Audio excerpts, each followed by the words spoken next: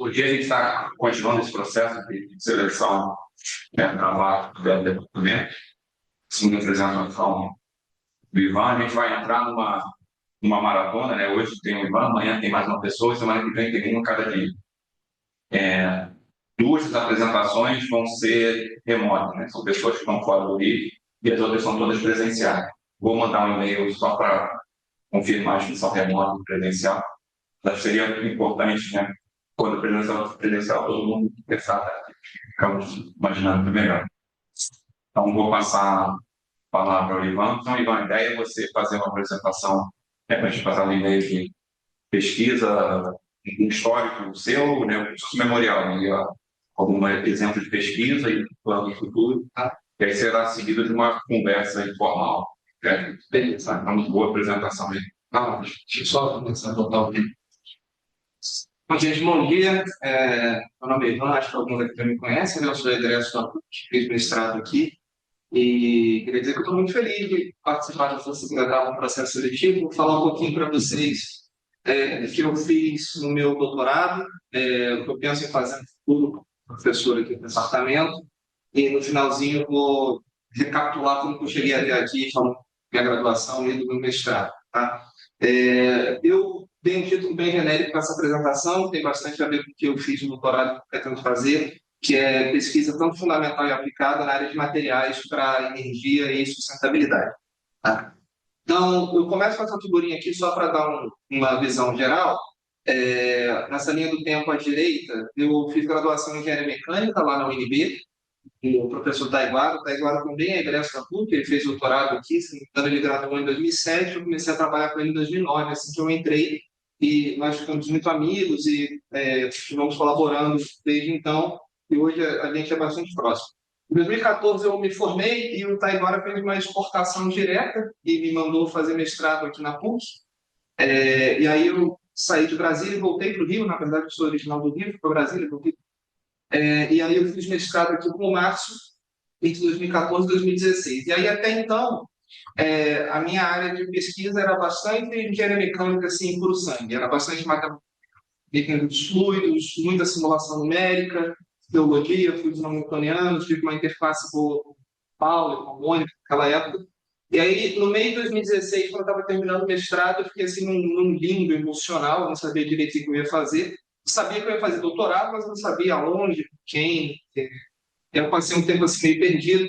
E aí, depois de algumas reflexões, eu fui para os Estados Unidos, eu fiz doutorado completo lá na Rice University. Eu comecei em agosto de 2017, o programa lá era para durar 5 anos, e aí teve a pandemia, eu acabei defendendo um doutorado em 6 anos e um pouquinho, defendi em outubro de 2023, e aí eu fiz doutorado com o Matteo Pasquale, né? Também foi uma exportação meio direta, o Matteo era colega do Márcio de doutorado, e a gente teve alguma interação assim antes de eu ir para lá. E aí, terminando em 2023, eu voltei para o Brasil, já com a ideia de ser professor. Na verdade, eu quero ser professor desde que eu me entendo por gente, né? Eu fui construindo isso meio que aos poucos, mas sabia onde é que era o ponto final. E aí, a minha ideia é criar um grupo de pesquisa independente, eu estou chamando aqui de CLM, e eu vou explicar por quê depois. E o Mantra foi formado pelo Ted Davis, né, que foi um professor muito famoso lá de Minnesota, e ele fez uma interface legal entre engenharia química, ciência dos materiais, engenharia mecânica, e ele falava que líquidos são materiais também, né, que a gente pode olhar para líquidos como materiais. Esse é um mantra que eu queria levar para o meu grupo de pesquisa, que eu vou explicar mais na frente. E a partir do doutorado teve um shift muito grande assim no meu treinamento, que eu saí de uma pesquisa completamente fundamental, teórica, de simulação, e fui parar num laboratório molhado, com nanomateriais e uma parte muito mais de nanotecnologia, que usava princípios fundamentais de engenharia química e mecânica, mas o approach era completamente diferente. Era bastante focado em processamento de materiais na fase líquida, para aplicações de engenharia, com essa ênfase em sustentabilidade e energia. Então, aqui eu coloquei um outline da minha apresentação. Depois dessa introdução, eu vou falar um pouquinho do que eu fiz no doutorado, que eu pretendo fazer na PUC. Aí eu recapitulo rapidamente o que eu fiz na UNB e na PUC durante a graduação e mestrado e concluo no final. Então, o que aconteceu foi o seguinte: eu chego na Rice em 2017, eu era um fluido mecanicista puro, e aí eu sou apresentado a um tipo de nanomaterial chamado nanotubo de carbono. E aí eu não sei se isso deve ser muito familiar para a maioria dos engenheiros mecânicos, Agora tem bastante aplicação, então eu vou passar bem rapidinho. Então, o nanotubos de carbono é um tipo de fulereno, que é uma estrutura de carbono fechada. Então, se você imaginar uma folha de grafeno, que é uma folha com átomo de espessura de carbono, se você mantiver a folha plana, a gente chama isso de grafeno. Se você cortar um pedaço da folha e embolar numa forma de bolinha, que a gente chama de buckball, ou C60, né, que foi muito famoso, é um tipo de fulereno, o buckball, e o nanotubo de carbono é um fulereno cilíndrico. Então, você pega uma folha de grafeno e faz um cilindro. Por causa dessa simetria, você muda bastante da hibridização dos átomos, o tipo de ligação, e isso se reflete nas propriedades. Então, são materiais completamente de carbono, eles têm uma cristalicidade muito alta, a gente consegue medir com uma técnica chamada espectroscopia Raman. Esse cilindro pode ter várias paredes concêntricas, geralmente são poucas, e a relação entre comprimento e diâmetro é muito diferente. O comprimento da ordem de micrômetros, o diâmetro da ordem de nanômetros, e aí fica com uma razão de aspecto altíssima, e isso é fundamental, como eu pretendo explicar ao longo da apresentação. E o mais legal é que são moléculas duras, né? Esses átomos, essas moléculas de nanotubos de carbono são praticamente rígidas, né? Elas não dobram. Do ponto de vista molecular, é um nanomaterial muito interessante, porque tem propriedades em nível molecular incríveis, né? Então, em termos de força mecânica, ele chega a ser 100 vezes mais forte que o aço, né? Se você pegar um nanotubo e usar teorias atomísticas, a força mecânica dele, a tensão de ruptura, é da ordem de 40 giga, e no aço a gente está falando de centenas de megapascal. A condutividade elétrica é muito alta, e a térmica também, né? Muito maior que a maioria dos metais, e é um material de baixa densidade. Lembrando que eu estou falando isso aqui para uma molécula, tá? É apenas uma molécula. E o mais interessante é que eles podem ser tratados como um caso extremo de polímeros duros. Então, se a gente pegar assim, toda a classe de polímero, geralmente a gente separa em flexível, semiflexível, rod-like e rigid rod. O nanotubo seria um caso extremo de rigid rod, porque ele é muito longo e realmente muito duro. Então, ele é uma nova classe de materiais. O que eu quero dizer é o seguinte: nanotubos diferentes são molecularmente iguais, né? Eles mudam de tamanho, mudam de parede, mas, assim, do ponto de vista estrutural e químico, é a mesma coisa. Coloquei aqui umas imagens só para ilustrar. Essa aqui é a minha imagem de microscopia de transmissão eletrônica, mostrando, por exemplo, um nanotubo com duas paredes. Acho que dá para ver aqui duas paredes concêntricas.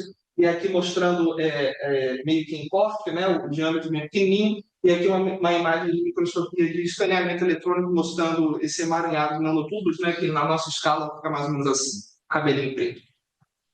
Então, o que o grupo faz lá nos Estados Unidos, que eu gostaria de seguir mais ou menos a mesma linha, por causa da minha formação prévia, é estudar soluções de nanotubos de carbono. Então, você pega esse nanomaterial, coloca no líquido e faz uma solução particular. Tem uma série de nanomateriais dissolvidos lá. O problema principal aqui é o seguinte: essas moléculas elas têm atrações do tipo de Van der Waals que são relativamente fortes para o tamanho delas. Então, um líquido regular, tipo água ou qualquer orgânico, não dissolve bem essas moléculas. Tem algumas técnicas de dispersão, né? Uma delas é sonicar a amostra, né? Para você forçar, agitar a mistura, colocar surfactante, mas isso geralmente quebra os monotubos e mexe na estrutura dos monotubos. E a alternativa que a gente tem usado, o pessoal tem usado lá nos Estados Unidos, é usar ácidos. Isso aqui, do ponto de vista industrial, é muito comum. Muitos materiais poliméricos são processados em ácidos, né?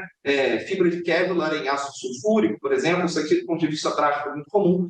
E aí o que acontece é que o ácido ele consegue quebrar, ele consegue mitigar essas interações que prendem os monotubos e eles individualizam, ficam individualizados. Você consegue separar um do outro. Tá? Então, agora a gente tem uma solução. Os nanotubos sofreram esse mecanismo de protonação para se separar.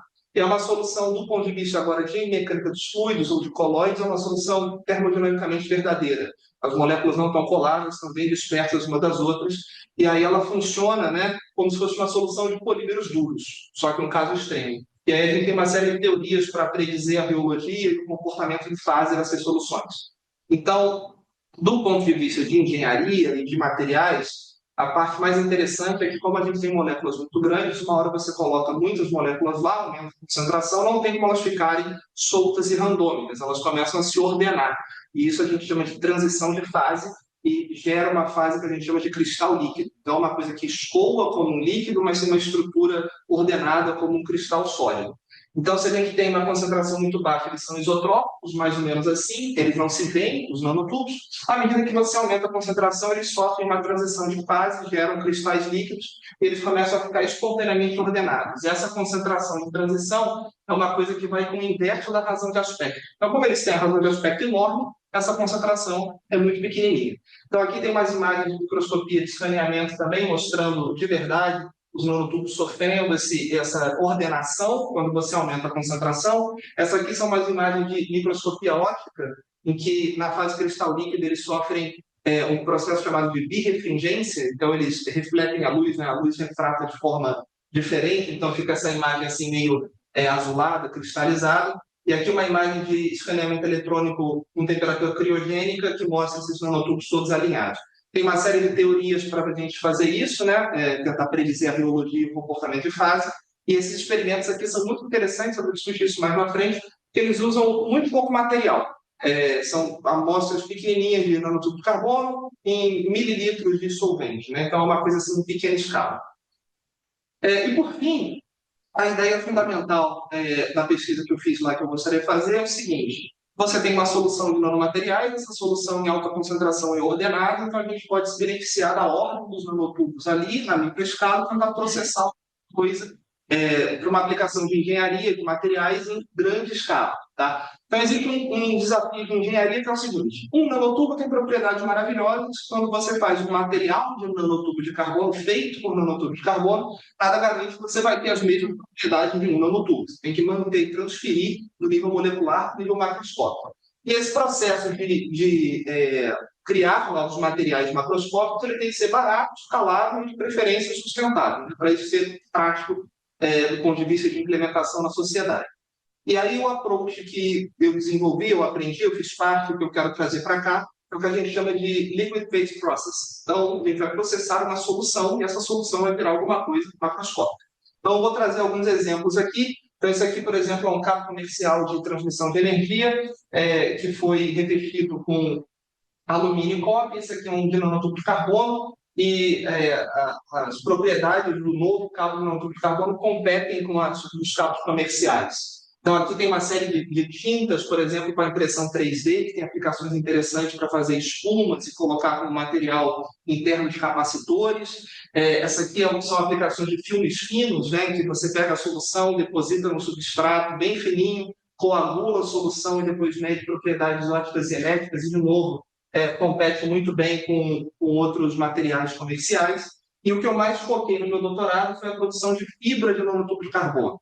Eu vou dar mais detalhes daqui a pouco, mas a ideia é você pegar a solução, transformar numa fibra, coagular, densificar, vai ficar um fiozinho de cabelo formado por nanotubos de carbono, que tem propriedades muito legais. Então, essa figura aqui talvez seja mais impressionante, não deve dar para ver, mas tem dois fiozinhos de cabelo prendendo a lâmpada, segurando o peso da lâmpada e acendendo a lâmpada. Que a fibra é forte o suficiente para segurar a lâmpada e é condutor o suficiente para deixar a lâmpada acesa.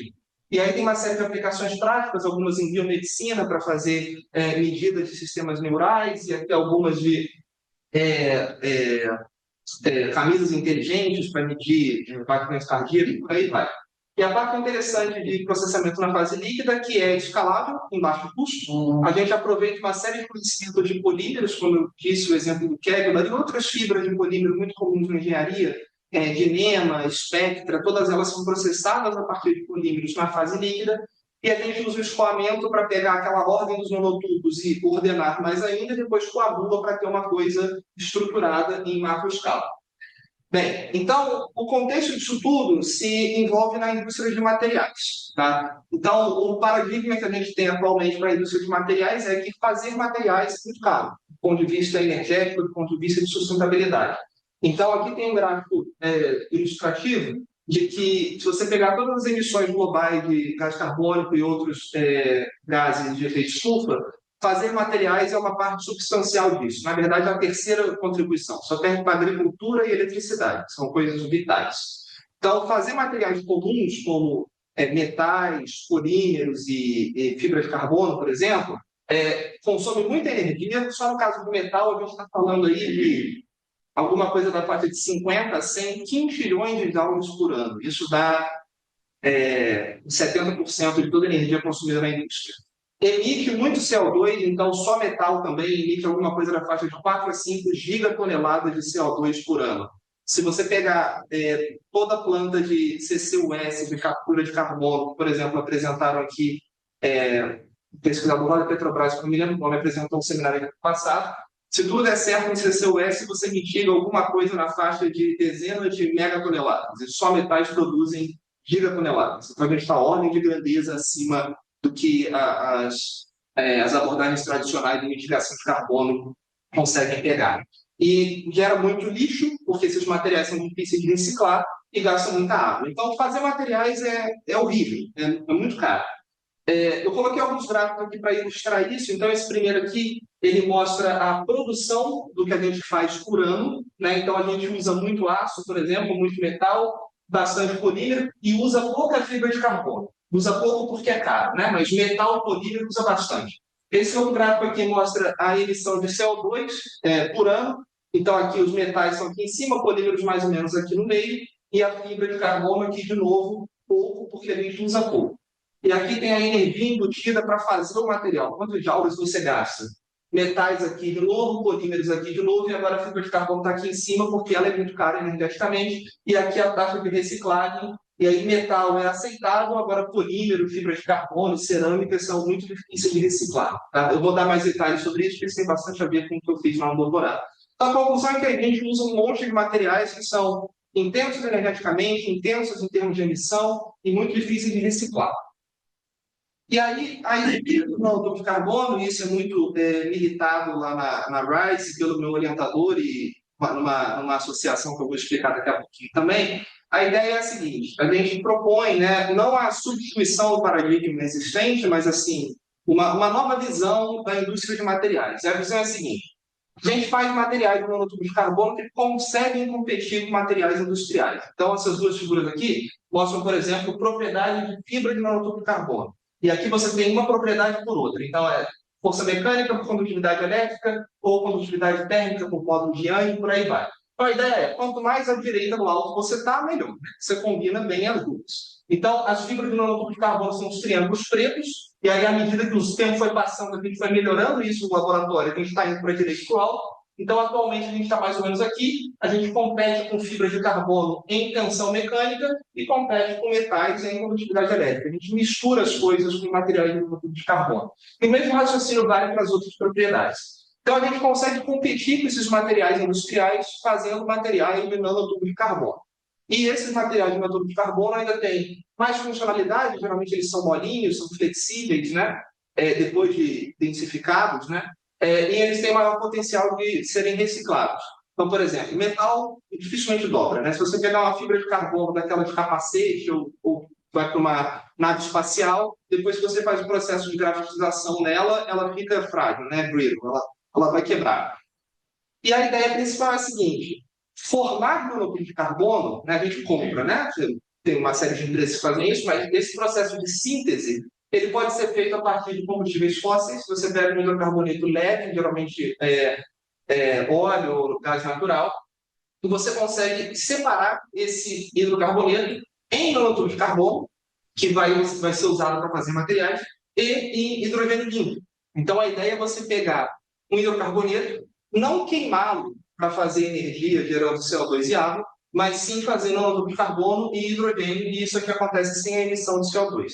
Então, se a gente tentar fechar o loop, a ideia é a seguinte: a gente pode pegar uma parcela da indústria do óleo e gás, de combustíveis leves, e ao invés de queimar para fazer combustão, a gente tenta racionalizar isso em feedstock, em matéria-prima de monóxido de carbono, e hidrogênio sem emissões.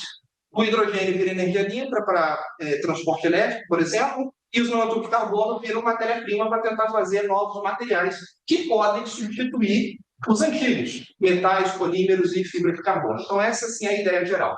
Aqui tem um esquema de como é que funciona esse processo de síntese de monóxido de carbono, né? A gente coloca alguma fonte de carbono, nesse caso aqui é um metano, uma série de catalisadores, passa um reator essa sigla aqui é FCCDD, CVD é Chemical Vapor Deposition, é um método muito comum de síntese de nanomateriais, e o FGC é Floating Catalyst. Então, você joga o catalisador junto com as streams, né, junto com as correntes de produção, e no final das contas, depois de todo esse processo, se tudo for controlado, com a temperatura certa, com o catalisador certo, etc., a gente consegue separar hidrogênio e nanotubos carbônicos. E aí isso remonta a uma fala muito famosa do Bill Gates. O Bill Gates tem isso lá no blog dele em 2019, ele é muito ativo nessa parte de sustentabilidade, de transição energética, que é o seguinte: você tem esse plano de transição energética, o que você vai fazer com o aço? Qual o seu plano por aço?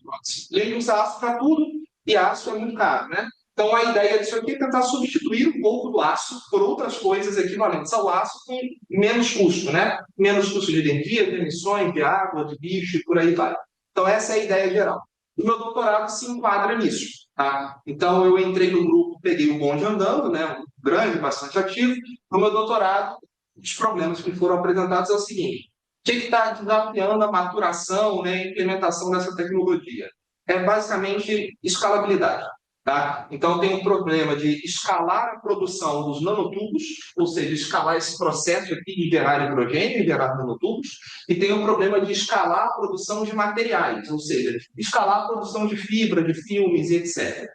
Então, eu ataquei essa segunda parte aqui, que era escalar a produção de materiais, né, do ponto de vista de engenharia, usando processamento na fase líquida. Tá? Então, esse aqui é o título da minha tese. Eu coloquei aqui algumas palavras-chave que têm a ver com soluções, com reologia, comportamento de fase, e a tese não está disponível, eu vou dar mais detalhes daqui a pouco.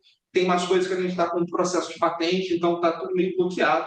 Eu defendi o doutorado tem mais de um ano, meu primeiro artigo saiu há 2 semanas. Né? O negócio estou meio devagar, mas eu posso explicar com detalhes depois.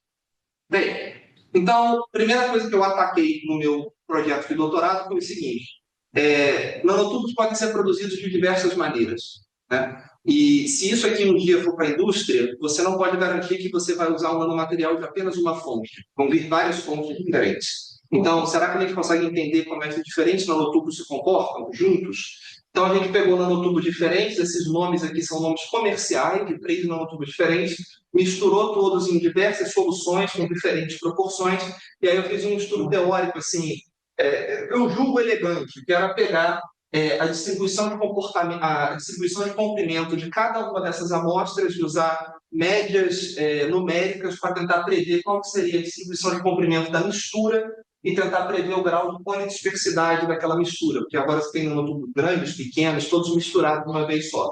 Aí eu estudei essa concentração aqui, que é a concentração de transição do isotrópico cristal líquido, e aí a gente conseguiu mostrar que à medida que você aumenta a polidispersidade, essa faixa cinza aqui são para nanotubos de apenas uma espécie, tem todo mundo no mesmo lugar. E aí eles seguem uma lei teórica bastante clássica, que é a teoria de Gonzaga, com esse slope aqui, com esse coeficiente menos 1.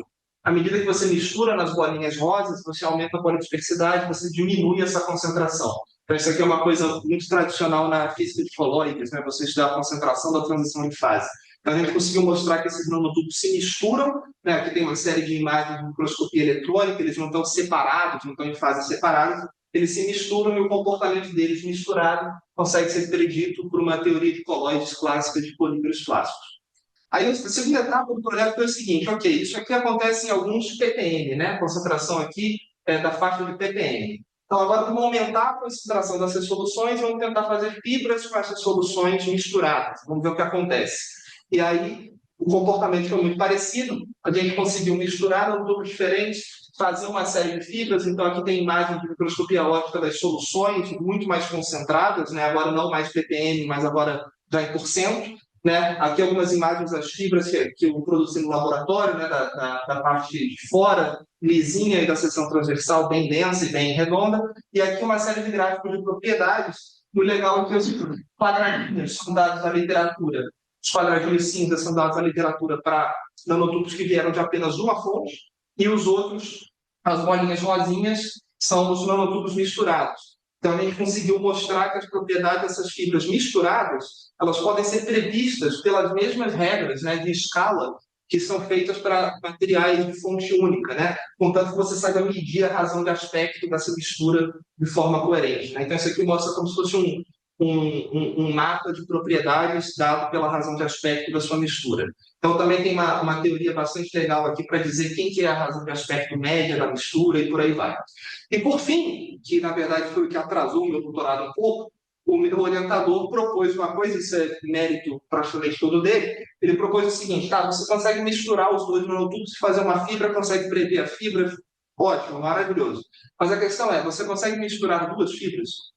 E aí a gente entra na seara de reciclagem. Então, qual que é a ideia? Eu peguei duas fibras de nanotubo de carbono feitas, cada uma vindo da sua fonte, e redissolvi as duas e fiz uma reciclada. E aí, essa fibra reciclada aqui, então metade dos nanotubos vieram daqui, metade dos nanotubos vieram daqui. Então, eu posso comparar com uma fibra virgem, em que metade dos nanotubos vieram do material virgem e metade dos nanotubos vieram do outro material virgem. Eu posso comparar as duas, né? E aí, quando a gente compara, a gente conseguiu mostrar que as propriedades estão completamente retidas, o que é ótimo. Você pega o material A, o material B, você consegue redissolver os dois, eles se misturam, eles não ficam separados, as soluções são ótimas em termos de cristal líquido, as fibras ficam bem processadas, lisinhas, com a seção transversal certinha, e as propriedades se mantêm, né? Então, um losangozinho verde e uma bolinha rosa, que são as duas fibras, a virgem e a reciclada, a feita de nanotubos e a feita de fibra de nanotubos, com a mesma proporção, e as propriedades ficaram mais ou menos iguais. Por que isso aqui foi um grande na pesquisa do meu doutorado? Porque isso aqui é uma contrapartida enorme com polímeros e com fibra de carbono. Assim, indo direto ao ponto, né, a gente fala muito de plástico reciclado, né? Do ponto de vista termodinâmico, plástico não se recicla. Isso é um fato, não se recicla plástico. Se você pegar uma planta de reciclagem de plástico, eles vão tentar derreter aquilo tudo, mas se você tem polímero diferentes, eles vão se separar de fase em algum momento, né? Isso tem a ver com a competição de entropia daqueles polímeros. Então, quando você faz um plástico reciclado, na verdade, ele sempre perde um pouquinho de propriedades. Então, você vai ciclando, né? Você não recicla, você cicla. E isso tem um tempo finito, né? Uma hora a propriedade não vai ser suficiente para aquela aplicação. Então, mostrar isso aqui abrir um leque de possibilidades para mostrar que os nanotubos têm potencial de serem reciclados ou mais facilmente, ou por mais tempo, pelo menos, do que a maioria dos polímeros, né? No que a gente chama de midstream waste, né? Que você pega fontes de polímeros diferentes. Fibra de carbono, de novo, de capacete de bicicleta, raquete de tênis e avião, também é muito difícil de reciclar. Uma vez que você faz todo o processo de grafitização, você não consegue separar o polímero do carbono que está lá, é difícil de reciclar. Então, isso aqui foi um grande boom para dar mais um enfoque em como o potencial desses materiais pode substituir outros materiais, pelo menos em parte. Tá?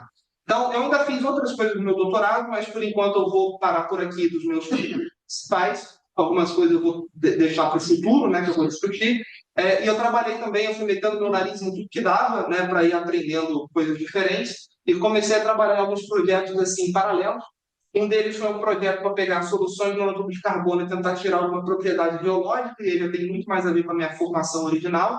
A parte legal desse trabalho foi que a gente teve que montar um reômetro na marra, né? Então, você imagina, eu ficava no computador debugando o código de elementos finitos e, de repente, eu estava apertando parafuso aqui, né? Então, foi um negócio bastante diferente.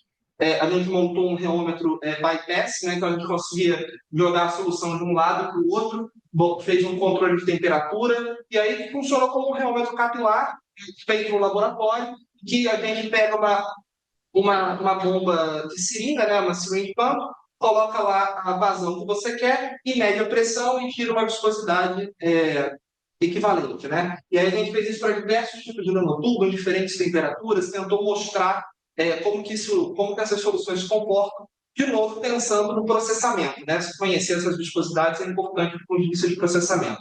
Eu também fiz um trabalho em colaboração com o pessoal da engenharia mecânica, né? Eu estava no departamento de engenharia química, mas tinha uma colaboração muito forte com a engenharia mecânica, que era medir propriedades térmicas dessas fibras, né? A gente, no nosso laboratório lá na Rice, focava muito na parte mecânica e elétrica, e tinha um pessoal da engenharia mecânica que media as propriedades térmicas. Então, a gente pegou e fez um estudo bastante legal aqui, modelando perda de calor por convecção, por radiação e por aí vai, para tentar tirar propriedades térmicas.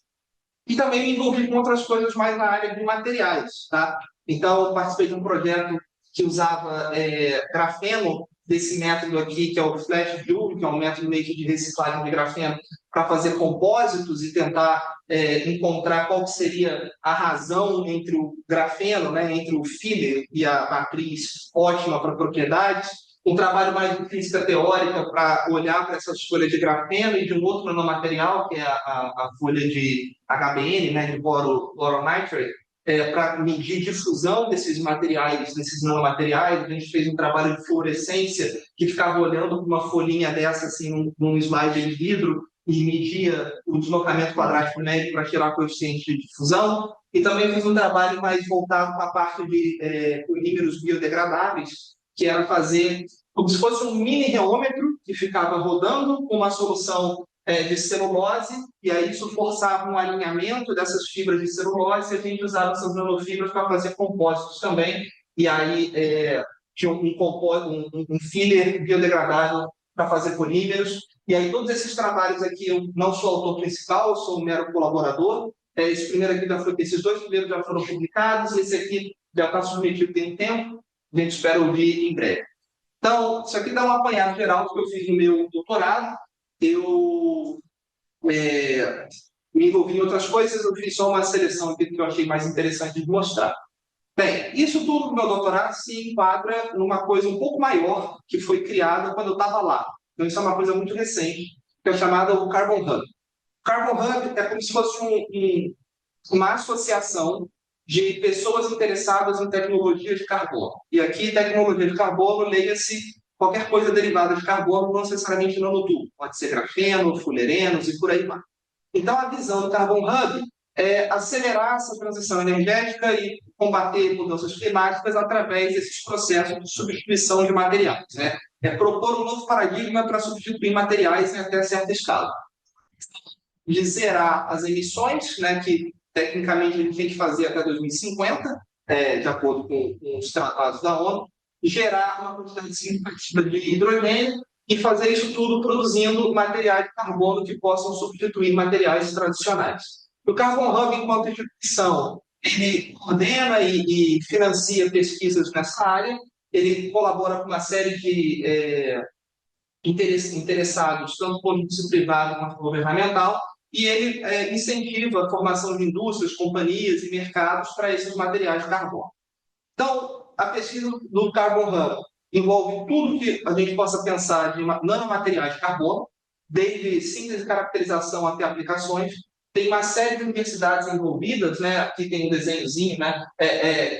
Encabeçado pela Rice, pela University of Cambridge e pelo MIT, mas tem uma série de outras, uma série de laboratórios nacionais nos Estados Unidos. E a parte mais importante, assim, para mim, enquanto futuro professor e que está começando e tem algum vínculo com isso, é que tem uma oportunidade muito legal de funding, né? de recursos. Não só as oportunidades de colaboração científica, mas eles têm editais uma vez por ano para você escrever um projeto de pesquisa para lá, que esteja, enfim, alinhado com essa visão deles, com essa possibilidade. Então, boa parte do dinheiro deles vem de óleo e gás, e são várias, eu coloquei aqui algumas, né? Shell, Chevron, a Exxon, a Saudi, por aí vai. E tem muita coisa também que é interesse americano, a NASA, Departamento de Energia, Força Aérea, por aí vai. Então, eu acho que, enquanto professor júnior, né, eu acho que isso é uma ótima oportunidade para criar novas linhas de pesquisa aqui no Brasil que estejam enraizadas aqui na PUC. Eu vou falar um pouquinho mais sobre isso aqui no Brasil já já. Promover um processo de internacionalização com outras escolas, com outros centros, uma oportunidade de pesquisa, de financiamento para pesquisa, e, no frigir dos ovos, em última instância, o que eu gostaria mesmo era conectar o Brasil, em especial a Petrobras, que eu acho que deve ser a maior interessada nesse tipo de pesquisa, nessa rede de capilaridade. Eu digo isso pelo seguinte: muito recentemente a Petrobras fez um evento, né, que eu fui lá no CEMPS, da primeira semana de hidrogênio, uma coisa da Petrobras. Eles falaram muito sobre energia limpa, sobre transição energética, sobre hidrogênio, mas, do meu ponto de vista, eles falaram pouquíssimo sobre materiais. Então, eu acho que isso aqui é uma visão nova, que eles podem estar interessados, de alguma forma podem se interessar ou em financiar pesquisas nessa área intra-PUC ou intra-Brasil, ou, em última instância, entrar em contato com outras companhias, inclusive, sei lá, Shell Brasil, por exemplo, para tentar fazer parte do Carbon Hub. Eu acho que seria um benefício muito grande para mim, enquanto professor, para a PUC, enquanto universidade, para a Petrobras, enquanto empresa, ter essa troca aqui com esses outros parceiros. Então, isso aqui é um gráfico que é para ser bonito, né? Do que é a visão do Carbon Hub. A gente está aqui no momento, a gente consegue fazer materiais de tubo de carbono em baixo volume, eles são muito específicos, têm alto valor. À medida que o tempo passa, a gente espera que a escalabilidade de todos os processos aumentem. Então, aumentando a escala, o preço tende a diminuir. A ideia é você começar a incorporar esses materiais de tubo de carbono em aplicações de mais alta escala, e com isso, toda aquela ideia de transição energética e de substituição de materiais é você ir diminuindo a emissão de CO2 e aumentando a produção de hidrogênio útil, né? Então, isso aqui é um gráfico assim, bem ilustrativo do que seria um plano de longuíssimo prazo. Óbvio que eu não sou ambicioso o suficiente para falar que eu vou fazer isso, né? A gente está aqui agora, mas eu acho que dá para andar um pouquinho para a direita, né? Investindo nesse R&D de nanotubos e nanotubos de carbono e materiais feitos dele. Bem, então o que eu gostaria de fazer aqui na PUC? Tá? Então, aqui na PUC, eu gostaria de criar um grupo de pesquisa independente chamado Complex Liquid Materials, que é para ser ambíguo de forma intencional. Que a gente pode pensar que Complex Liquids são materials, ou pode pensar em materials feitos de Complex Liquids. Então, é para ser ambíguo intencionalmente, né? Remontando aquela frase lá do Ted Davis no início.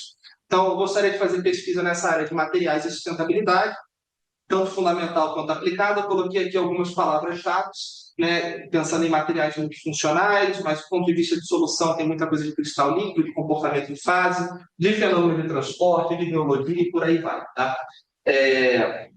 Então, alguns projetos que eu penso em tocar, dadas as devidas proporções assim, do que eu acho que eu consigo alcançar em curto prazo. Tá? Primeira coisa é a seguinte: processo de produção de fibra de carbono que eu estudei lá no doutorado é o que a gente chama de fiber spinning, que é um primo do Kevlar, é um primo do Dyneema, da Spectra, dessas fibras de polímero. Então, a ideia é a seguinte: existe uma solução de nanotubos de carbono, a gente passa ela para uma extrusão e sai uma fibrinha do outro lado que vai coagulando até ser coletada. Tá? Então, isso aqui tudo é um sketch do que acontece. Você faz uma solução, ela está em alta concentração, ela é um cristal líquido, você filtra, faz a extrusão, coagula, recolhe e tem a fibra no final da linha. Tá? Então, isso aqui, por exemplo, mostra uma fibra sendo...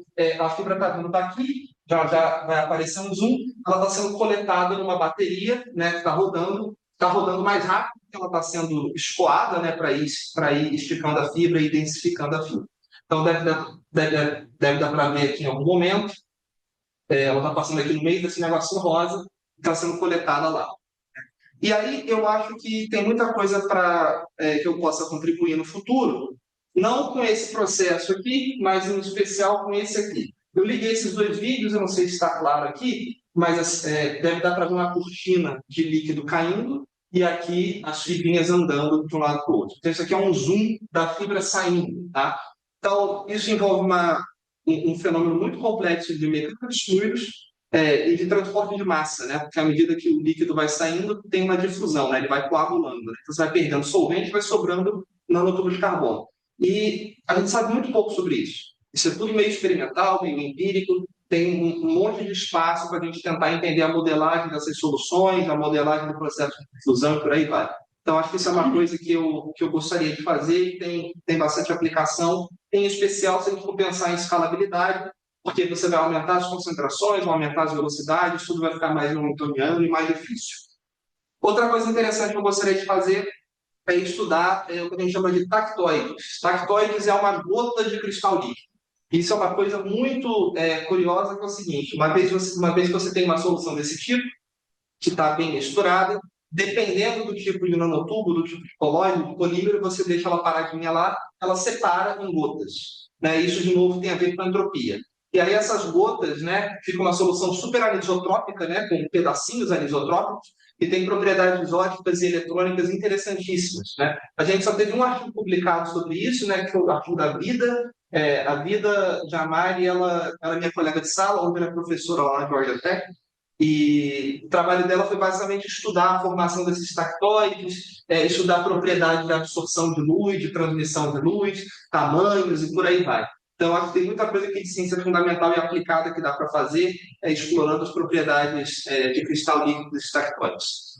Outro projeto que eu acho que é interessante também foi tocado pela vida enquanto eu estava lá,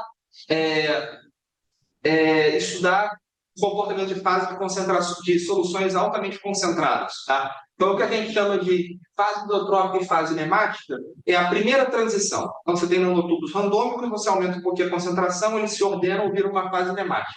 Quando você aumenta muito a concentração, e isso é importante de novo para problemas de escalabilidade, né? Um exemplo bobo é o seguinte: essas fibras aqui que a gente costuma fazer no laboratório, essa solução é da ordem de 2, 3% em massa. O Kevlar industrial é 50, 60 às vezes. Então, usar mais soluto é menos solvente, é menos coagulante, é menos impacto ambiental. Isso é uma coisa importante, aumentar as concentrações. Então, a gente não entende direito como é que esses nanotubos se comportam em altas concentrações, e aí a vida reportou uma formação de fases assim meio estriadas, com texturas diferentes, e fez umas medidas de SAX, né, Small Angle X-ray Scattering, para tentar capturar a distância entre os nanotubos naquela fase, e aí ela tem umas coisas muito interessantes. Eu acho que isso aqui é um trabalho experimental bacana de se fazer, tem muita coisa em aberto e é super importante, de novo, para entender as propriedades de fase, porque no final das contas, se você escalar a produção com concentrações altas, a propriedade final depende da propriedade do cristal líquido que faz aquela solução. Uma outra coisa que eu gostaria de fazer também, que eu acho que tem potencial, é tentar modelar o processo do reator. Né? A gente quer fazer nanotubos a partir de combustível fóssil, gerando hidrogênio sem gás carbônico. Isso aqui é um problema de fenômeno de transporte dificílimo, né? Então, você tem transferência de calor em massa, escoamento em diferentes escalas, uma série de espécies químicas, né? Então, o pessoal lá no grupo começou assim, a rabiscar alguma coisa de CFD com isso, mas eu acho que tem muita coisa para fazer, modelar um reator desse como um tubo cilíndrico, botar condições de contorno apropriadas, tanto térmicas quanto de concentração de massa, e aí, no final das contas, tentar estimar a eficiência do processo, né, a seletividade da reação e por aí vai. Então, isso é uma coisa também que eu gostaria de olhar com calma. Eu acho que tem bastante a ver com engenharia mecânica, com fenômeno de transporte. Eu acho que tem espaço para contribuir. E, por fim, uma outra coisa que eu acho que dá para fazer também é tentar sair um pouco, não ficar muito preso em nanotubos de carbono, mas ir para um primo dos nanotubos de carbono, são os nanotubos de boro e nitrogênio. Né? Então, você troca os átomos de carbono por alternados entre boro e nitrogênio. Então, o que vai acontecer aqui é que você tem um material branquinho, que do ponto de vista molecular ele é igual ao nanotube de carbono, mas ele é muito mais estável termicamente. Então, essa figurinha aqui mostra um papel normal, queimando em 10 segundos, um papel de nanotube de carbono queimando em 60, e um papel de nanotube de boro não queimando em 2 minutos e meio. Então, ele, do ponto de vista molecular, é muito parecido, ele forma cristais líquidos, ele pode ser formulado em fibras e em filmes. Eu participei da elaboração de algum desses trabalhos aqui com o Cedric, que foi meu colega lá, mas eu acho que tem muita coisa para acontecer, porque o Cedric, na verdade, foi o primeiro aluno lá do grupo a mexer com isso. Né? Então, a gente está 30 anos atrás do nanotube de carbono em termos de desenvolvimento de pesquisa para o nanotubo de boro. Tá? E isso tem um potencial muito grande para condições térmicas extremas, né? Muito severas. Bem, então, esses 5 projetos aí que eu fiz no outline são coisas que eu acho que dá para começar de imediato, e eu vou explicar no último slide por quê. Bem, agora, nos minutinhos que me restam, eu fiz graduação na UNB, fiz mestrado aqui na PUC, e vou passar rapidinho pelo que eu fiz para chegar até aqui. Então, como eu disse, a minha formação era de mecânica dos fluidos, pura. Então, lá na UNB, com o Taiguara, a gente estudou emulsões, escoamento de gotas e propriedades interfaciais, né? E quando eu vim para cá para trabalhar com Márcio, na verdade, uma das motivações foi essa. Então, nesse primeiro momento da minha vida acadêmica, era bastante matemática e conta, e a gente fez diversos trabalhos nessa parte de emulsão e de biologia. Até hoje a gente trabalha junto. Taiguara migrou um pouquinho para agora a área de gotas de ferrofluido e gotas de emulsão magnética. né? Então, a gente começou a estudar gotas que são de um material ferromagnético, dissolvidas em um líquido normal, e como você usa um campo magnético para controlar a gota, né? Então, aqui tem um campo magnético que vai gerar um padrão de quebra de gota completamente diferente. A gente fez isso em equipamentos extensionais, que mudam o formato da gota, e agora a gente tem evoluído para emulsões concentradas. Bem, por que eu estou falando isso tudo? Estou falando isso tudo pelo seguinte: eu não lidero esse tipo de pesquisa, eu sou um mero colaborador, mas isso tem me angariado alguns artigos nos últimos anos, e eu estive envolvido assim, no processo de formação do código computacional, e curiosamente a Petrobras, no final do ano passado, começou a lançar editais sobre recuperação de petróleo com emulsões magnéticas. Então, eu acho que também tem alguma coisa aí que pode aparecer de legal. Eu acho que tanto o Márcio quanto a Mônica e o Paulo estão mais ou menos envolvidos com isso, e pode ser uma interface de colaboração bacana. Tá? Outra coisa curiosa relacionada a isso é que atualmente eu estou orientando um estudante lá com o Taiguara, um aluno de doutorado lá dele, e eu fiz uma importação direta da Raíssa. A Raíssa está agora no grupo do Márcio, ela fez mestrado lá com ele, eu fui da banca dela, colaborei bastante com ela, e aí ela veio aqui para a PUC fazer doutorado no departamento. Então, bem ou mal, não deixa de ser uma interface de colaboração de recursos humanos também, eu acho isso bastante legal. Como eu vi, né? Eu estou tentando trazer o último, né? Bem, e com o Márcio, eu tive inserido nessa área de coaching dele, de elementos finitos, equipamento de superfície livre. Talvez alguns de vocês lembrem que eu fiz doutorado com o Rodrigo Rebouças, né? O Rodrigo está lá nos Estados Unidos. E aí a gente fez modelo de escoamento de suspensões com migração e tal. E essa é uma linha toda do Márcio, que bem ou mal eu continuei trabalhando com ele.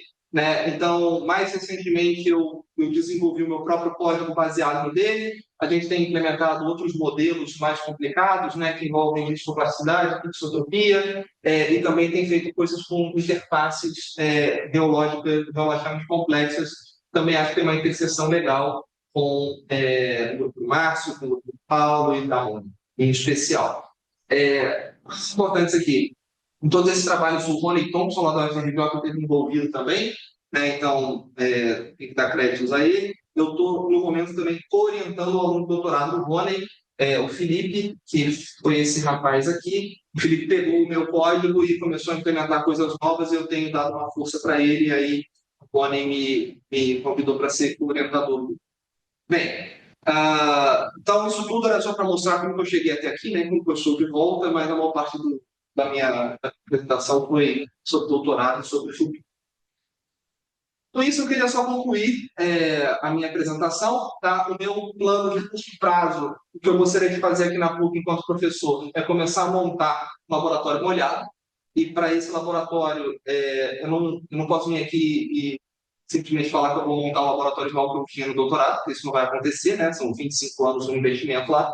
Mas eu acho que eu posso começar com setups baratos, fazendo soluções em pequena escala, olhando para miligramas de nanotubos em mililitros de solvente, como eu havia dito. E tudo que eu planejei e que eu penso, ou é muito barato, ou já tem aqui na PUC. Tá? Então, eu sei que o grupo de geologia tem um escaneamento eletrônico com temperatura biogênica, o Márcio tem microscopia óptica, a Ana Maria tem em SATs, por aí vai. Então, eu sei que tem uma série de equipamentos disponíveis que eu posso tentar fazer uma interface de colaboração e tornar essa pesquisa viável. Né? Não vou chegar aqui e falar que eu vou sair comprando isso tudo, porque eu acho que, primeiro, não vai dar, isso precisa. E eu acho que também tem bastante pesquisa teórica computacional, que é muito mais barato, e que eu acho que tem uma interface legal com a engenharia mecânica. Em termos de financiamento, se tudo der certo, eu gostaria de me integrar ao Carbon Hub, aplicar para os editais do Carbon Hub, colocar o nome da PUC lá, e, enfim, competir pelos grants que eles têm lá, e também tentar coisas independentes, né, com a Petrobras, principalmente, e com essas agências de fomento tradicionais, que eu acho que é uma coisa nova e talvez tenha bastante espaço para isso. E em termos de colaboração, eu acho que são enormes os potenciais, né? Em especial com o pessoal da mecânica mole, embora tenha muita coisa interessante de mecânica dura para fazer sobre, por exemplo, rigidez de fibra, se vai bending, se não vai, por aí vai. Tem muita coisa, eu acho, no departamento de engenharia química e de materiais, e do departamento de química e de física. Tá? Então, todas as pessoas que eu listei aqui, bem ou mal, têm alguma expertise em nanomateriais, ou em nanotubos de carbono, ou em processo de síntese tipo CVD, e por aí vai. Eu entrei em contato já com diversas pessoas fora da PUC, para tentar alinhar algumas expectativas. O Guilherme Festini, lá do MacGraph, mexe com HBN, que são aquelas folhinhas que eu estudei a difusão, e com grafeno. A Glaura Silva uma professora enorme lá da UFMG, que é coordenadora do CETENANO, e ela mandava os alunos dela fazer doutorado lá na Rice, então eu a conheci pelos ex-alunos. Ela me apresentou o Miriano, que é um professor lá da UFMG também, e eu já descobri que eles comercializam monotubos de carbono em boa escala, em boa quantidade, muito mais baratos, né? A gente já conversou um pouco sobre isso. E outros professores da UFMG e da UFRJ, o Rodrigo Cavais também é um cara que fez pós-doc lá no MIT na área de monotubo de carbono, e são as pessoas que eu consegui assim, focar, que mexem com isso no Brasil. Eu acho que tem uma interface legal. E do ponto de vista internacional, as pessoas com que eu tive interação durante o meu doutorado, eu acho que é uma porta aberta também que eu posso tentar explorar aí para ganhar atração nesse início. Tá? Então, com isso, eu quero só deixar uma nota de agradecimento a todo mundo que investiu de alguma forma na minha educação até hoje, né? Começando aqui no Brasil e ainda até nos Estados Unidos. E eu agradeço imensamente a atenção de vocês. Estou aberto aí para perguntas e discussões. Obrigado, Emílio. Vou começar com perguntas mais técnicas, assim, em relação ao seminário, e depois.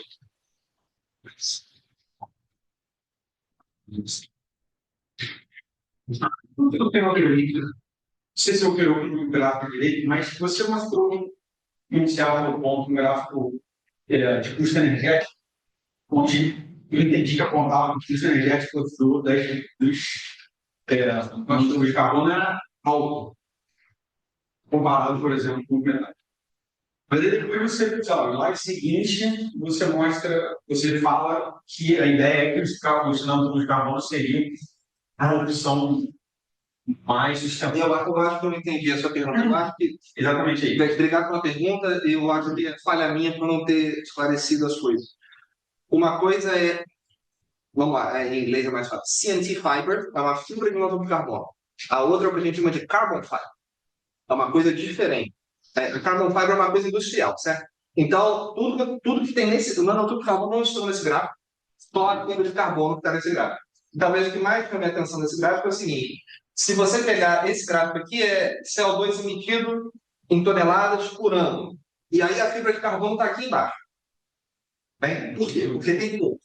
Agora, se você pegar a energia gasta por massa, aí é um absurdo.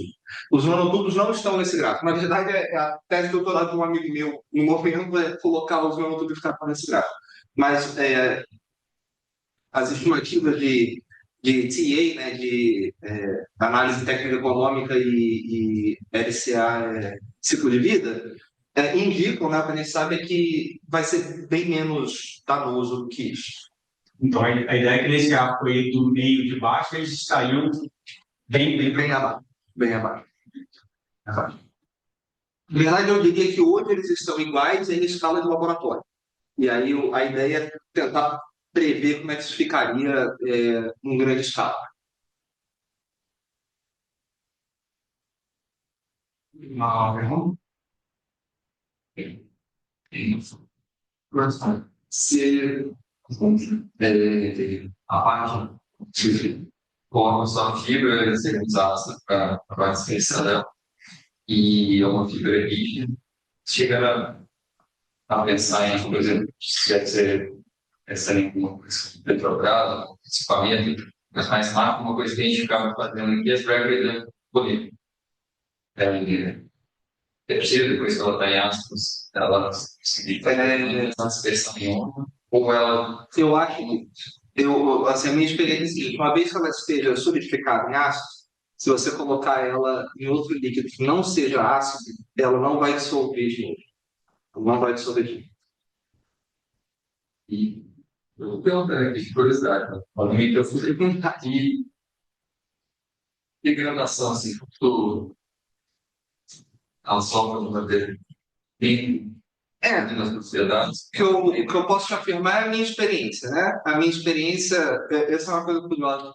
Esse gráfico aqui, Esse gráfico aqui é desse artigo aqui aqui embaixo, é da Lauren. A Lauren fez doutorado comigo, ela acabou de virar professora lá em Cleveland, e ela, nesse gráfico, tem uma nota assim, de rodapé, que é o seguinte: as propriedades das fibras não mudaram por, sei lá, 2 anos e meio, que foi o tempo entre a coleta dos dados e a preparação do artigo. Então, assim, a gente acredita que isso pode acontecer em condições de uso reais. Em laboratório, a gente guarda todas elas. Tudo que eu fiz no doutorado está guardado no estoque lá, e deve ficar lá por anos, porque a gente não viu nada disso até então. A expectativa é de que, se você colocar na praça, né, se você for fazer uma aplicação no compósito, se você for fazer uma aplicação elétrica de alta voltagem, vai haver alguma degradação, mas a gente ainda não sabe. É uma curiosidade, eu não são essa área de pesquisa ali. Devido à dificuldade de você trabalhar com ácidos numa escala industrial, ainda tem tentativas de tentar dissolver isso no sistema aquoso, usando o Dante, o quanto isso prejudica as propriedades das fibras que você está produzindo. Então, vamos lá, eu vou tentar endereçar a pergunta da maneira mais holística possível. Existe justamente por um problema de safety, né? Existe, mas se você pensar em propriedades ou em performance, não é a melhor opção. Isso é um fato. Aí agora tem uma outra coisa, talvez seja até bom dar detalhes sobre isso, porque é um problema físico bastante interessante. Da maneira que essa tecnologia foi feita é o seguinte: você faz uma solução. Deixa eu pegar o meu videozinho da Fiber Speaking aqui.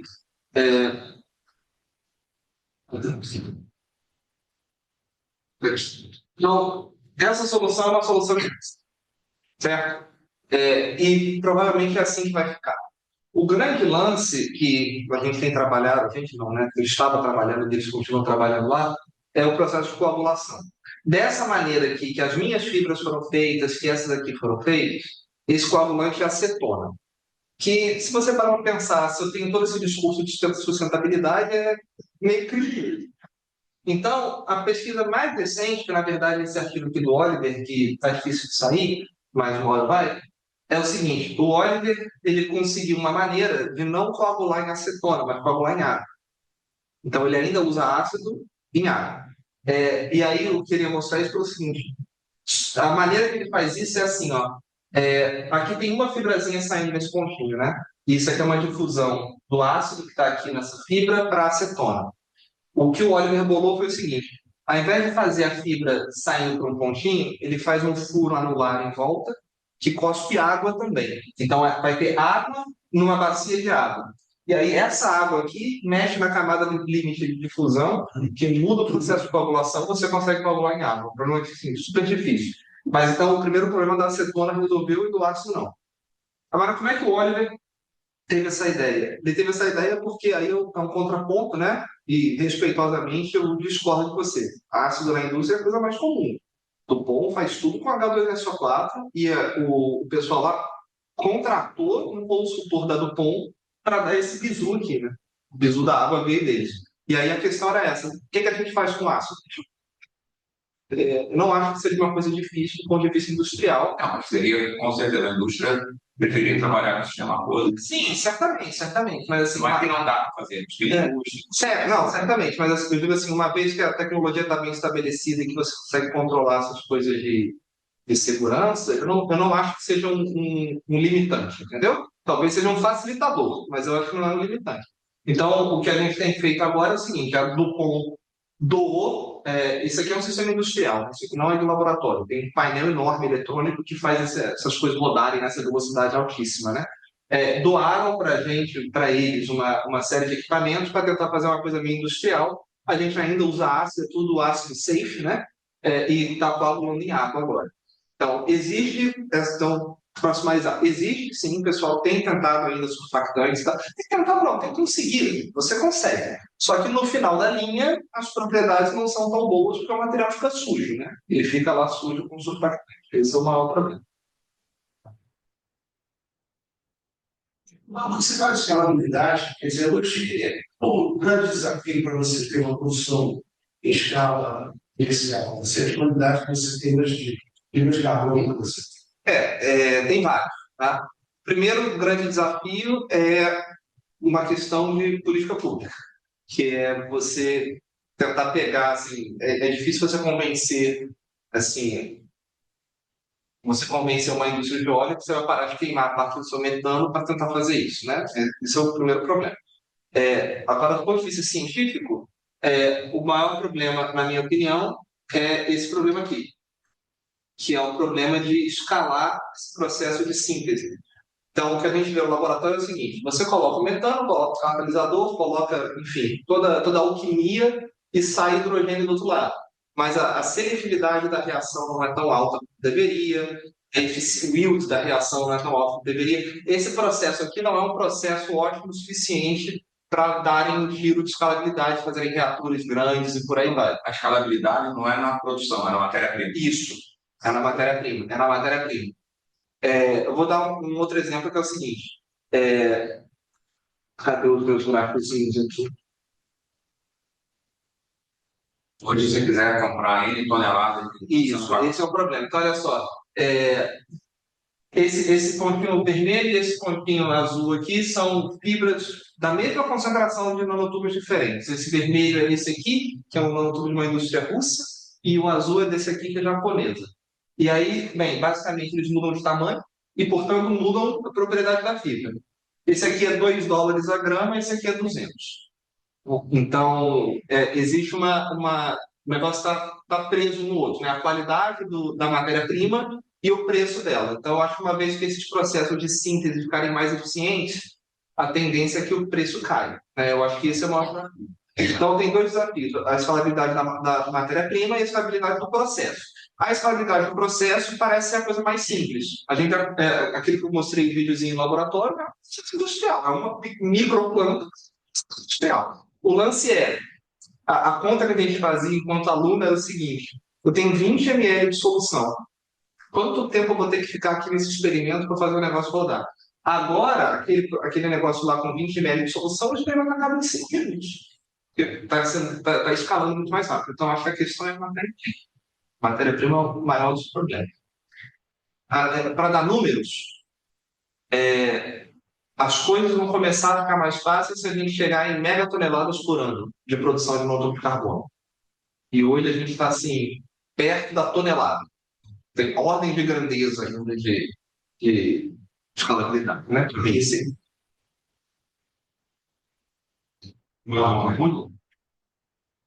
Mas, dada essa dificuldade de escalabilidade e aplicações de maneira demanda quantidade razoável, você preparou para, às vezes, local, assim, para pensar em uso de sensoramento, que normalmente você usa como um sensor da propriedade elétrica, em vez de pensa que precisa de material. Isso é uma coisa que, assim, eu penso enquanto CPF, né? Enquanto professor, pelo seguinte: eu acho inviável. Nos finalmente do meu doutorado, o pessoal estava começando a fazer fibras assim com 10% do nanotubo. Eu fazia com 2. Já era difícil de misturar, eu estava lá misturando no Nepal. 10%, assim, ficava 2, 3 dias com o speed mixer ligado lá misturado. Então, eu acho inviável pensar em coisas assim muito concentradas em grande escala. Então, a minha ideia era, por exemplo, a ideia do tactórico, da cuta, fazer coisas assim em pequena escala que eu possa aproveitar suas propriedades sem ter que usar uma tonelada de material. Então, tem muitos trabalhos na parte de sensor eletrônico, muito, e de coisa ótima também, né? Justamente por causa dos cristais líquidos, né? Que tem uma base infringente, por aí vai. Mas sim, é uma coisa que eu considero. Em especial por usar pouca coisa e deixar tudo mais barato. Mais barato, mais seguro, né? E por aí vai.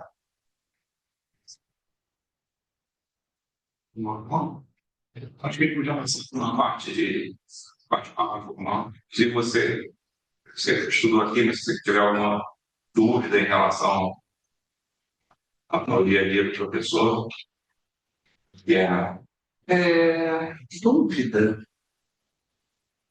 Você vai ter que ir no performance, correr e cabecear. Você vai estar tentando. Assim, eu não sei se interessa, se convém eu ver esse tipo de coisa, né? Mas quando eu fui aluno do Taiguara, em 2009, eu, eu já sabia, eu amo esse homem, né? Tem a tatuagem na letra dele, né? E ele virou uma grande inspiração para mim. E o que aconteceu é que eu fui aprendendo assim, meio via ele. Eu não sei se eu tenho. Tudo bem que eu não sei se é um público de ensino, né? As coisas são diferentes. Assim, eu não sei se eu tenho dúvidas. É, mesmo a dúvida prática é a seguinte: suponha que eu seja contratado, eu vou ter um espaço para abrir um laboratório, como é que eu faço isso? Se eu vou ter espaço físico, né? Porque eu não sei onde é que eu consigo me apertar, por exemplo. Eu acho que isso tudo é complicado. Você acha que você não vai ter um startup brand, não vão te dar Não, isso eu sei que não. e nem vão te dar uma sala para você fazer o laboratório. Agora, é, existem espaços no departamento que podem ser adaptados. São o espaço que era do Luiz Fernando Silva, é um espaço do departamento que está lá disponível, com algumas já coisas, ações sendo feitas. Eu acho que, no meu exemplo, eu comecei as primeiras experimentos que eu comecei a fazer, era uma mesinha no laboratório Paulo. Acho que existe essa Você me arrumar a mesa. circulação assim, de você ficar crescendo. Na PUC tem muito, quer dizer, tem um espaço assim, que é aqui no LEM, pegando assim, de departamento. Tem um espaço de departamento, então pode existir uma alocação interna, vamos dizer assim, e esses espaços lá no prédio normalmente requerem um financiamento externo. Tá? Então, é uma questão, acho que você com o financiamento externo, as coisas andam e nem. Aí não é uma coisa do departamento, é uma coisa do presidente. Sim. Talvez uma outra dúvida, mas eu acho que vai ser a resposta, né? De novo, pelo meu aprendizado prévio lá, com o pessoal da UNB. Uma vez professor do departamento, professor da pós-graduação. Isso. Pode orientar aluno. Não, aqui a gente tem isso. É automático esse processo. Agora, existe os professores contratados dentro de um estágio probatório, né, que você me corrija, mas acho que é até 4 anos.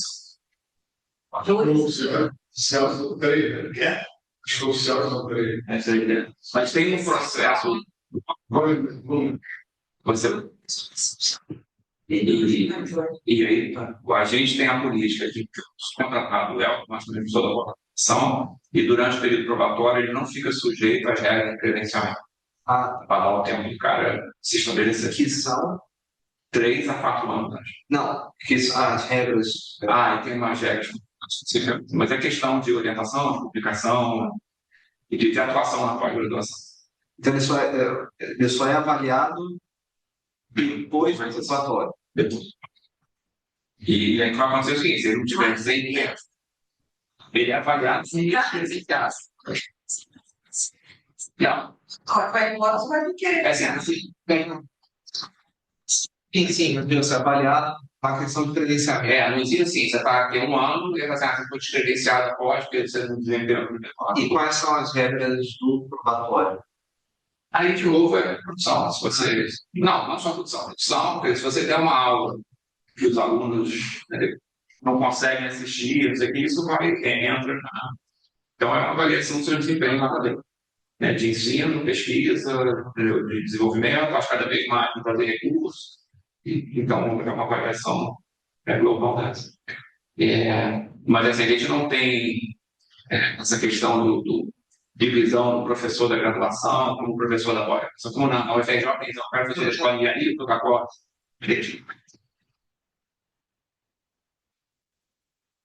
Se alguém tem alguma pergunta mais fora técnica? Eu tenho assim, de curiosidade também, perguntar a parte de projetos, você chegou a liderar a submissão de algum projeto que Não, liderar não. Já acontecia lá no ensino. Assim, é difícil explicar porque eu era muito grande e, vamos dizer, que o meu orientador não era o melhor gestor, mas o que acontecia era que aparecia um grant, a gente sabia o que era e cada um escrevia meio que a sua parte. Entendeu? Então, eu participei da redação de diversos projetos, mas não era o projeto, era como se fosse um capítulo daquele projeto. E aí no final botava tudo. O que eu participei bastante, mas eu não sei se isso acontece com frequência aqui no Brasil, era a prestação de contas, assim, meio que oral. Sei lá, o departamento de energia ia lá na universidade e a gente tinha que fazer uma apresentação mostrando o que foi feito. Isso aí aconteceu com bastante frequência, mas a redação em si, eu fazia capítulos, assim, na minha parte, né? Então, dia a dia. Mas é que eu não sei se é dos mesmos moldes, entendeu? Lá dentro. Explica um pouco, você falou aquele carro hub, né? E da forma que você apresentou, eu talvez tenha entendido errado, me pareceu que você já tinha algum contato, ah, Vou elaborar. É,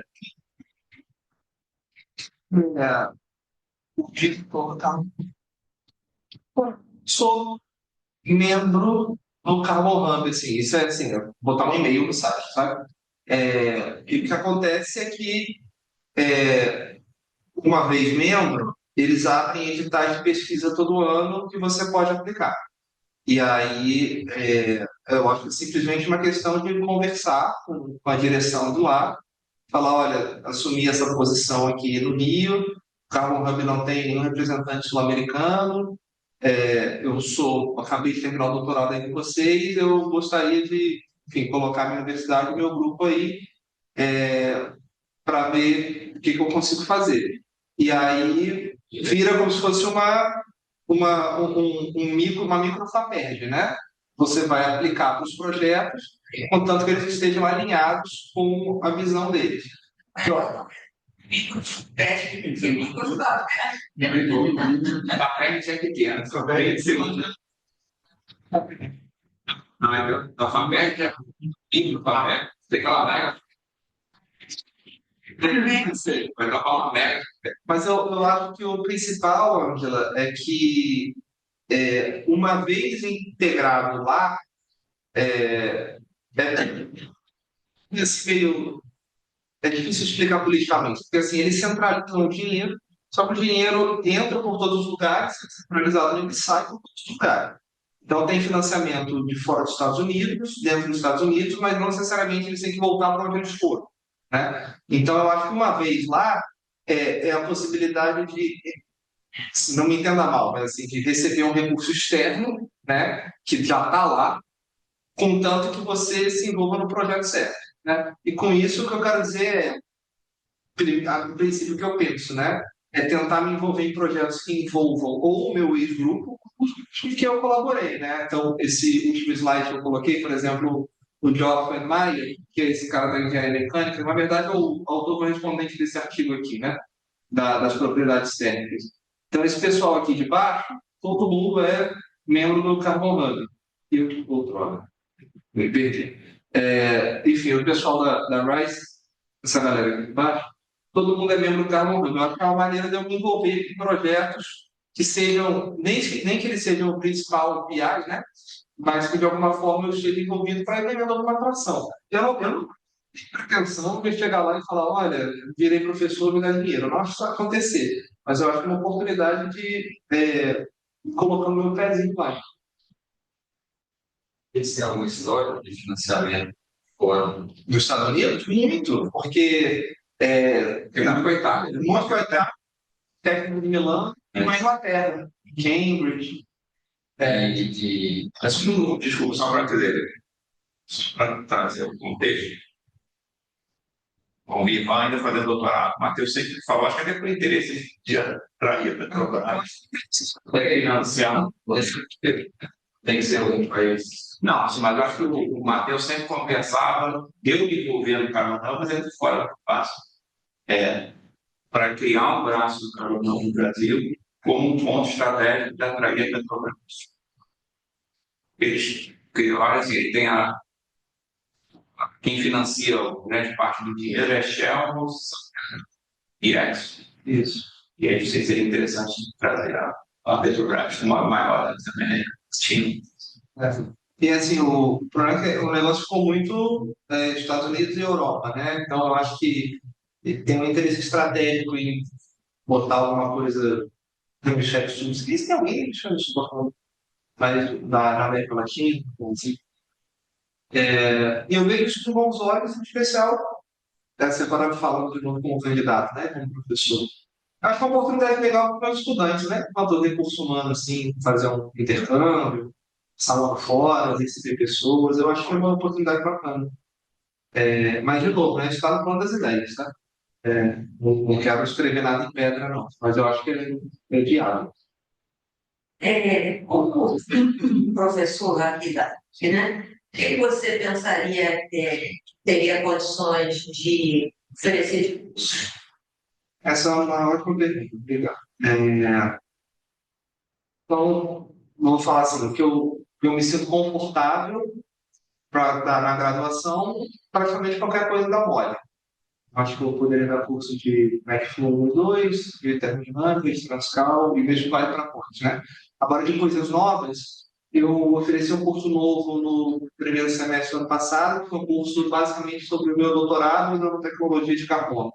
E aí foi bem bacana, porque eu falei bastante sobre métodos experimentais, o pessoal estava muito acostumado e tal, mas assim, foi meio que um curso piloto, né? Foi bastante difícil.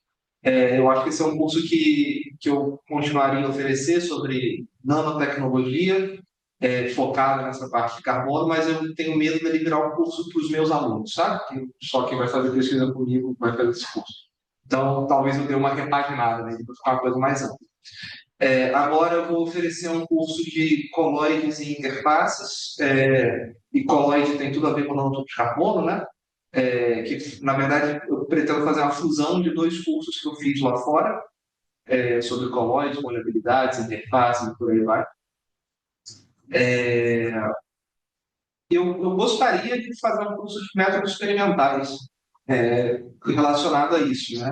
Sim, acho que tem uma série de técnicas que talvez um engenheiro mecânico puro sangue nunca use, mas eu acho que é legal saber diversas técnicas de microscopia, essas técnicas de espectrometria, caracterização de materiais, e, enfim. Eu acho que seria um curso legal também, mas aí o meu impedimento para isso é ter esses equipamentos disponíveis, né? Eu sei que eles estão aí na PUC, mas eu tenho que jogar um xadrez aí para achar onde é que eles estão. Eu acho que dos cursos da grade principal, eu acho que as coisas são mole, como eu disse. Mas tem sempre aqueles, né, que é o método numérico, método experimental. Eu dei o curso de método numérico agora, né? Semestre passado. Eu dei esse, na verdade, o que aconteceu foi o seguinte, né? No final do meu doutorado, a Rice me contratou de lecturer. E aí foi a melhor fase da minha vida, porque eu ganhava dois salários, né? Eu ganhava bolsa e salário de lecturer. E aí eu dei 1 ano e meio de aula lá para a graduação. Eu dei aula lá de McFlu, na verdade era fenômeno de transporte. Eu dei aula de métodos numéricos e depois dei aula de McFlu de novo. Né? Então, eu acho que eu poderia dar os cursos de graduação, mas pode, definidos de métodos numéricos, não há problema. E, enfim, toda a parte mole de McFlu.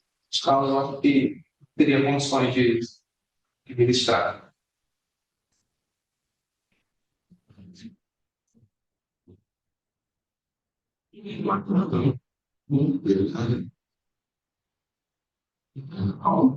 Deixa eu agradecer o tempo aí. Não sei, tem alguém que está no Zoom, tem alguma pergunta? Eu tenho uma pergunta, Márcio. Não, pode falar. Bom, Ivan, primeiro, parabéns aí pela sua apresentação. Você já leva uma boa vantagem pelo nome, né? E eu tenho uma pergunta. Eu não entendi. No início você falou que você é do Rio, mas fez graduação na UNB, não é isso? Sim. E aí, eu não sei exatamente qual o link que você tem hoje com Brasília, se é familiar, pessoal. Aí uma pergunta que eu ia te fazer caso surja algum concurso na UNB e pelo teu potencial é bem provável que você seja aprovado, qual seria a tua escolha?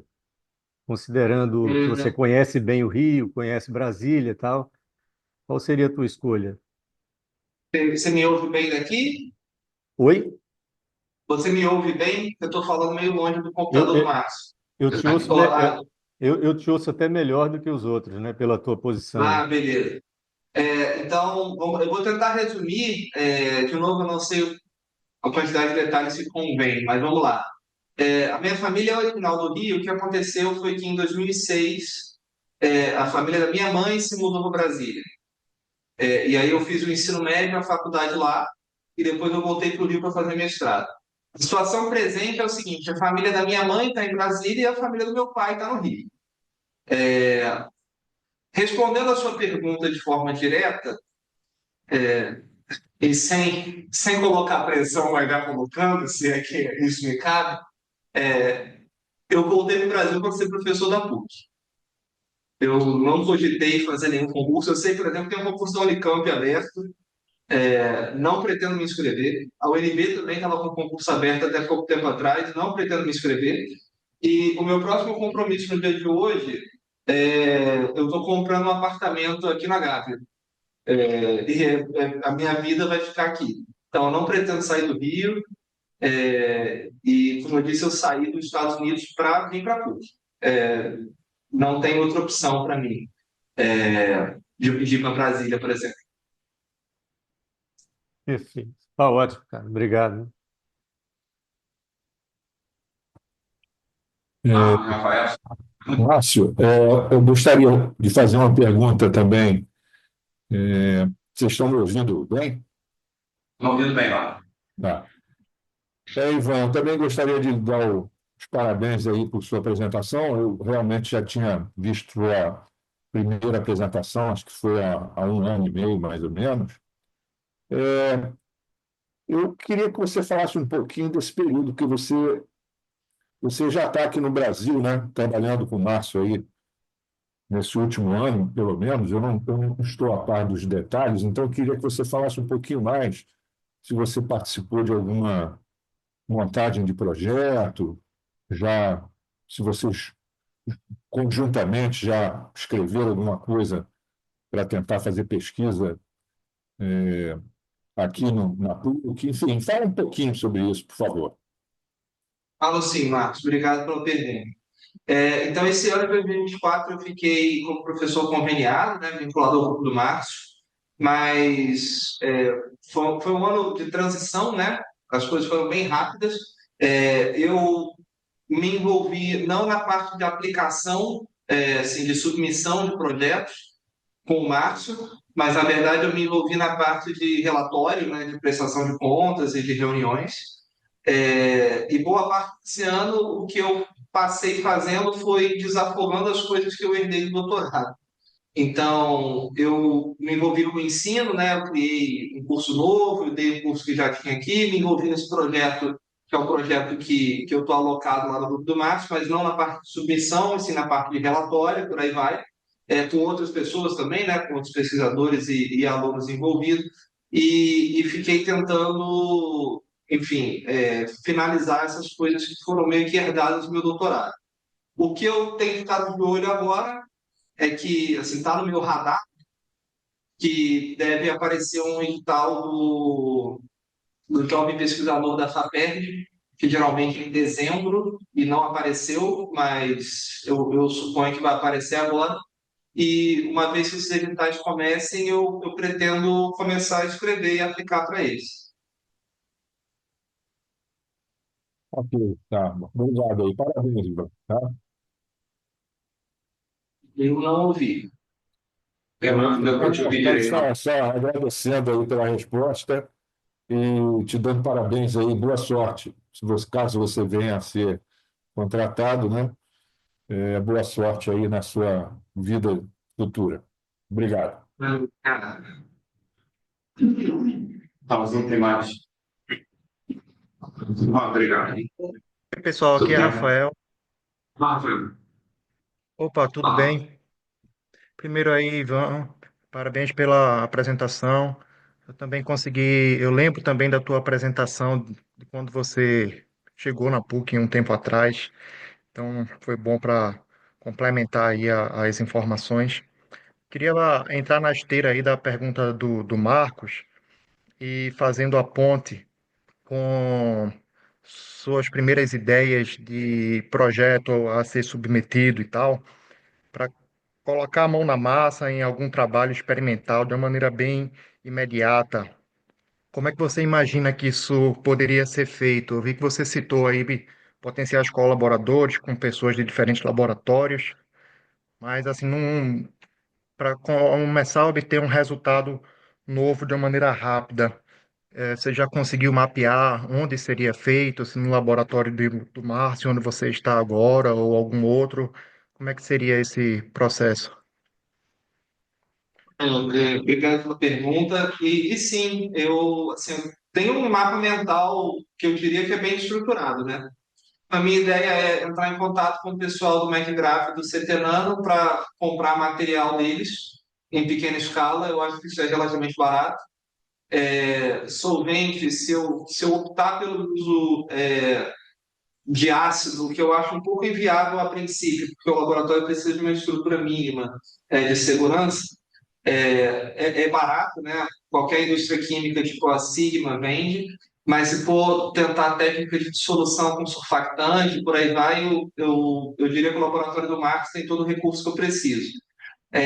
Como eu penso em experimentos de pequena escala, nessa parte de microscopia, de caracterização, como eu havia mencionado ali no finalzinho da apresentação, eu acho que basicamente o que eu preciso é de o Speed Mixer, que eu acho que tanto o Márcio quanto o grupo de geologia tem, e o microscópio óptico, que eu acho que os dois também têm. Tá? Então, assim, essa seria assim: você começa amanhã, o que você faz? É isso aí que eu acho que eu começo a fazer. Eu acho que à medida que o tempo for andando, que eu consigo uma estrutura física para mexer com solventes mais agressivos e, enfim, que eu tenha o aparato de segurança para isso, e as coisas podem evoluir a partir daí. Mas a maneira que enfim, que eu pensei essa apresentação era justamente isso: colocar um plano de curto prazo, que os experimentos sejam baratos e que usem equipamentos que já tem aqui ou no departamento ou na PUC, né? Como eu disse, a Ana Cláudia, Percebam. a Ana Percebon, Ana Maria, ela tem um grupo muito legal de colóides, tem essa parte de fração de raio-x, nêutrons e por aí vai. Eu acho que, por exemplo, são equipamentos que eu poderia usar também em amostras pequenas. Enfim, eu acho que eu tenho isso bem mapeado, sim, levando em conta que essas iterações deem certo, né? Que eu acho que tem tudo para dar. Beleza, obrigado aí. Boa sorte, cara. Obrigado, Rafael. Cuidado. Tudo bem? Então tá. Obrigado, Raimar. E a gente, obrigado. Pode saber aqui.